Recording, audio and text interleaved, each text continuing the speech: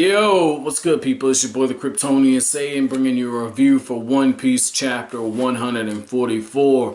And this chapter is one of my favorite chapters in the series so far, man. It seems like I say that with every arc, but again, it just speaks to how much I'm enjoying this. And what I liked is how Oda is teaching you that the road to hell is paved with good intentions. And if you don't know what I'm referring to the fact that, Chopper thought that the medicine that he made for the quack doctor with that mushroom, right? That mushroom he went through hell to get, right? He thought that it was going to save him, and the doctor even tells him, like, hey, thank you, I feel much better now. And I guess the foreshadowing was there when he said it was bitter and it just tasted horrible. And this is the thing, right? When the witch doctor shows up, she tells him, you fucking idiot, that mushroom is poisonous. It kills whoever ingest it. So in his case, he drank the mushroom. And oh my god, man, just to see the look on her face when she realizes it, she's crying. And you can tell that whatever bonds that she had with the doctor, she was trying to hide. They're being undone, and undone in a good way. Like, she's unraveling at the seams. And she says it kills whoever eats it within an hour. And right here we see that the mushroom has a crossbone next to it. And right there, just that naive nature, that is just beautiful. And I like what she tells him. She tells Chopper, look, you do have a good heart. He was right about you. You have a good heart. But a good heart by itself is not enough to save people. You have to have the knowledge that comes with it. You have to have experience. And that was huge. That was key. And a big part of the reason for that is this. You can have the best intentions of the world, but if you don't understand the situation at hand, if you don't understand all the little small things that lead up into whatever situation you're in, you're prone to make mistakes, but you're also prone to making the situation even worse. And you gotta admire this about the quack doctor, right? Because he knew that, oh shit, he just gave me something poisonous, right? But at the same time, I think that he looked at it and said, you know what? He had good intentions. I've got to salvage the situation. He knew that he was walking into a trap with the 20 doctors being sick. That was Wapple's big ass plan. The 20 doctors was going to be sick and they weren't going to treat anybody. It would draw him out of hiding, right?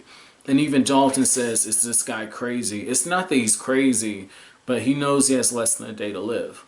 And it's cliche to say, oh, you got less than a day, what would you do on your last day, right? But again, I like how Oda just flips this. He's staying true to his character, and what he's doing is I'm talking about Oda. What Oda's doing by telling us he has less than a day left, right? It creates a sense of urgency as you start reading. It's what I've referred to a bunch of times as a ticking clock. And so you know that on top of this that he wasn't going to live. And now that you know that these are his final moments, so you're anxious to keep reading and to see what's going on. And it's a small trick that writers use to keep readers more engaged. And when it comes to just stories in general, when there's a bunch of words, when you create a sense of a ticking clock like that, and it gets to this part, because your readers are more likely to read faster, if you've got some foreshadowing you want to put in there, you kind of slip it in there.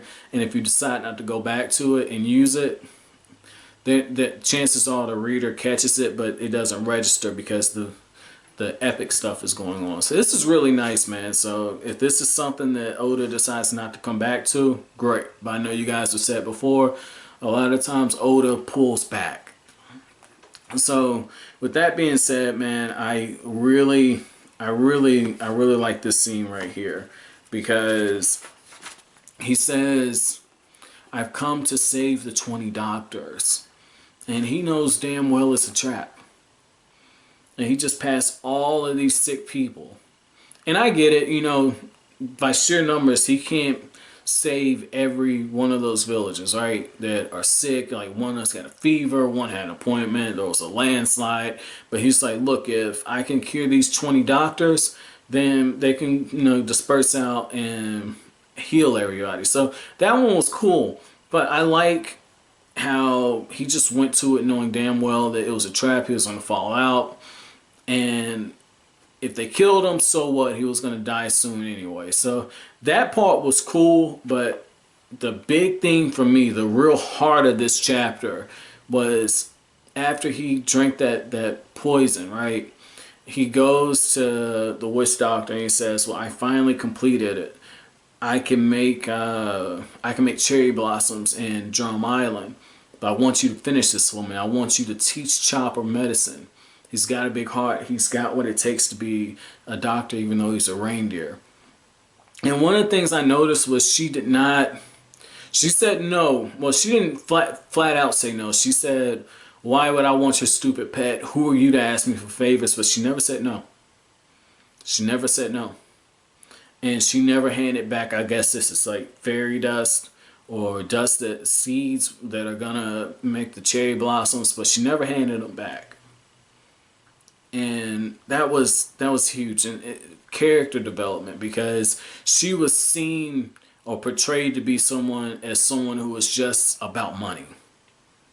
And in this case, we see she's got a heart, and to see the mask come off and to see her actually crying when she realizes that, you know, he's gonna die. This was, oh man, this is beautiful, man. So my chapter question for you guys is gonna be this: has there ever been a time where you tried to help someone or help, you know, fix the situation and you didn't know what you were doing and you made things worse? And if that's the case, what was it, if you don't mind sharing? But that's it for this review, guys. If you liked anything I had to say, hit that like button, comment, rate, subscribe, share. I will greatly appreciate it. That's it. Thanks for watching. Have an awesome day.